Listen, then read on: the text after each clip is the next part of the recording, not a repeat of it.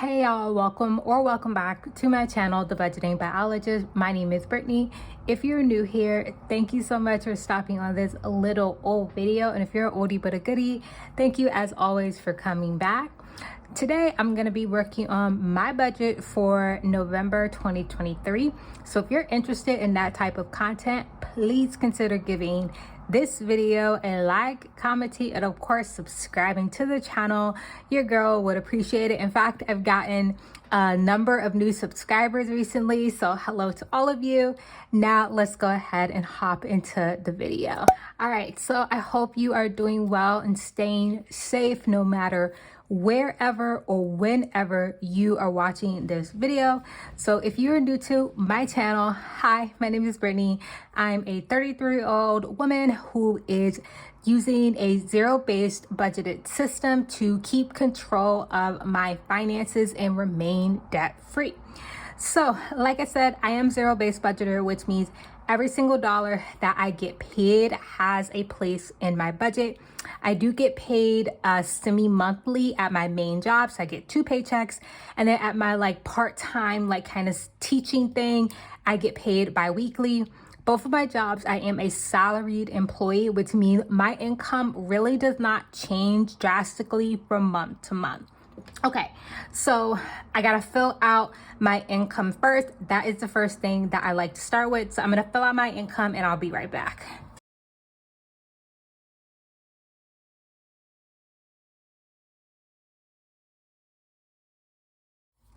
Okay, so I have all of my income filled in. I am a contractor for the federal government. I'm a program director. And then again, like I said, I teach on the side at my local community college. So I'm gonna go ahead and add up my income. So we got 2,470 times 2 from my main job, plus 160, plus another 160, which means we are expecting a total income for the month of $5,260 is what we are expecting for the month. All right, so when I do my zero-based budget, which again means every single dollar that I get paid has a place, I like to pay myself first. So I like to put my money away in my savings and investing, and then basically live off of everything else. That's just the way that I do it. I'm very lucky and fortunate in the fact that I have been debt-free for going on 4 or 5 years at this point. So that is the one thing you will not see me budget for in this video is I don't have any debt. So I'm very lucky to be able to put a lot of my money towards savings and investing, which is exactly what I'm gonna do. So I have a couple of different savings and investing category. The first is personal, which is my 3 to 6 month expenses, my emergency fund, and just any other large purchases that I have to make all come out of personal. I do have a Roth IRA. I get a 401k through my main job, but I still contribute to a Roth IRA as well. I do dabble in a little bit of investing. And then also, I guess the only sinking fund that I have at this point is my car insurance. And I basically saved for my 6-month premium in the previous 6 months. So it's like a savings / sinking fund, I guess. So what I am budgeting to put towards my personal savings account is $1,500. I will be budgeting to put $565 towards my Roth IRA so I can max it out for the year. Investing this month will be getting $100, and then car insurance will also be getting $100. So I'm gonna go ahead and add all that up. So we have $1,500 plus $565 plus $100 plus another 100 gives us a total of $2,265. That was a tongue twister, y'all. That we are going to be putting towards our savings and investing. So now all we have to do is subtract what we're putting towards our savings and investing and subtract that from our income. So we have 5,260 minus $2,265. gives us a balance left over of $2,995 that we can put towards our fixed and discretionary expenses. All right, so now moving on to our fixed expenses, which of course do not generally change month to month to month. So our first fixed expense is my mortgage, which we pay $1,529 for my portion every month of the mortgage. My fixed expenses, the majority of them I do split with my partner, and our mortgage is one of them. So this is what I put towards for the mortgage for my portion. Then of course we have our water bill, and we put $50 a month towards that.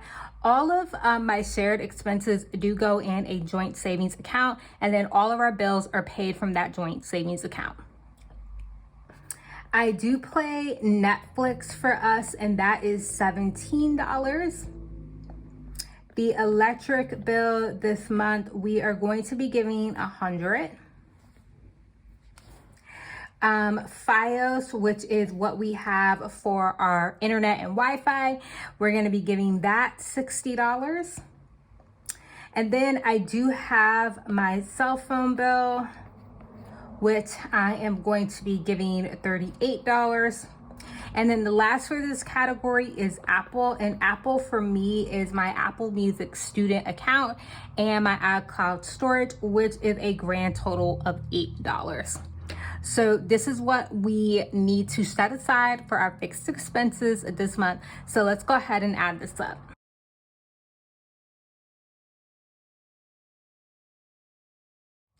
So far for our fixed expenses, we need to set aside $1,802 for our total.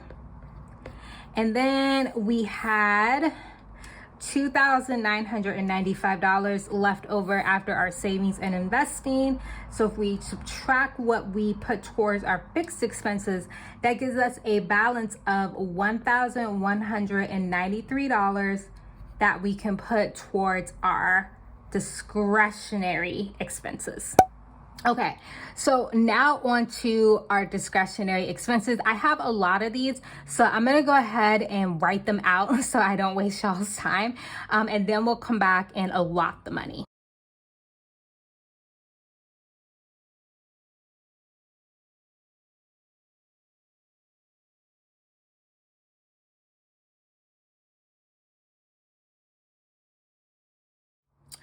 Okay, so now we have our discretionary expenses. So another thing you're probably gonna see that's missing from my budget that a lot of other zero-based budgeters use are sinking funds. So sinking funds are like short-term savings accounts that you put money towards, every paycheck, every month, to help you reach an eventual goal. So think of like Christmas or like vacation. I do not have sinking funds. So I have gone back and forth throughout my budgeting journey with sinking funds and trying to really figure out if they're for me. And I just prefer the simplicity of having just one kind of bulk discretionary expenses and then spending the money where I need it like that month. Rather than having all these individual sinking funds. I know that works really well for some people, and sinking fund stuffing videos are probably some of my favorite videos to watch. They just really don't work out for me because my income doesn't really change month to month and it's pretty stable. I just didn't have a need for those type of savings account. Rather than I just liked having everything all in just one savings account and then putting my actual income to where I need it every month. Hope that made sense, but that's a very long-winded way of explaining why I don't have sinking funds. But anyways, let's go ahead and focus on our discretionary expenses. Okay, so first discretionary expense we are going to be putting money towards is groceries. And groceries similar to some of my fixed expenses. I do share these with my partner. In fact, I'm gonna highlight all of the expenses that I share with my partner, which are mortgage, water, electric, files, and then groceries, of course. Okay, so $240 towards groceries.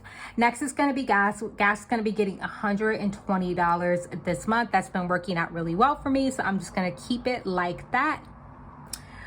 Beauty this month is going to be getting $40. Shopping, I'm gonna give $100, and this is just basically my catch-all for personal toiletries, like pretty much anything that doesn't fit in any of these other categories gets taken out of shopping. Coffee, all that good stuff. Fun this month will be getting $150. So Thanksgiving and the month of November is my favorite time of the year. I am all about Thanksgiving, family and friends, all that good stuff. I get to see my partner's parents. Of course, I get to see my family. And this month we are going to a couple of Friendsgivings as well. So I'm very excited about that. And y'all know me, I do not show up to anybody's house without, you know, anything in my hand. I will not show up to your gathering empty-handed. That includes my family, my partner's family, all my friends. So I probably will be taking some money out of fun or holiday. We'll get to that category. But yeah, definitely want to make sure I put some money toward fun this month. Giving always gets $10. Eating out, I'm gonna keep this at $65. We'll see how this does for the month of November, because you know we're gonna be eating a lot with family and friends this month, so I could probably afford to take this down. But for right now, I'm gonna leave it at $50. Holidays is going to be getting $50. So I know everyone's family is different, but how it works for my family is my partner and I basically split Thanksgiving between his family and my family. So his family eats Thanksgiving lunch pretty much, and they have it very early on in the day. So we go to his family first, come home, take a breather, and then we go to my family later on in the afternoon for dinner. So I will be making sure that I make something for both of our families, and it'll probably come out of holidays is what I'm going to be spending that money on. Okay, so car is going to be getting $100. I will need an oil change this month. I also am going to need some brakes. I have an appointment to get my brakes and my rotors replaced. That is going to be around $900 total. So obviously I'm not budgeting for it here, but that will come out of my personal savings account. Clothes, I'm gonna give myself $100. Of course, you know, Black Friday will be in November. I'm not a big shopper, if I'm gonna be honest with you, but I do need a new winter coat.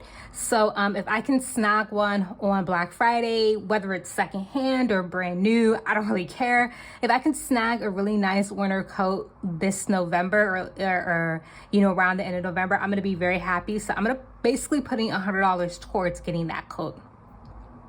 House is gonna get $60 because I will be buying some decorations, most likely for like Christmas in the month of November. Health is going to be getting $65. Pet, which is for my dog Titan. This does not cover his food. This is basically if I just want to get him something you know, just for him to have, and I pretty much do every month. So that is what that is going to come out of. And then the last category here is Nutrafol. These are the hair vitamins that I take. I've been on and off taking these, and I did notice when I stopped taking them, my hair just was, you know, getting thinner, shedding a little bit more. So I decided to go ahead and pay the money and get the Nutrafol because I really like it. My hair does really well on it, so I'm just gonna go ahead and go back on those. And then buffer is basically money that I have in my checking account to cover any unbudgeted purchases. And right now my buffer is pretty good, so I'm not gonna be putting anything towards buffer right now. All right, so we have finished our discretionary expenses. Let's go ahead and add this up, and I'm gonna be right back.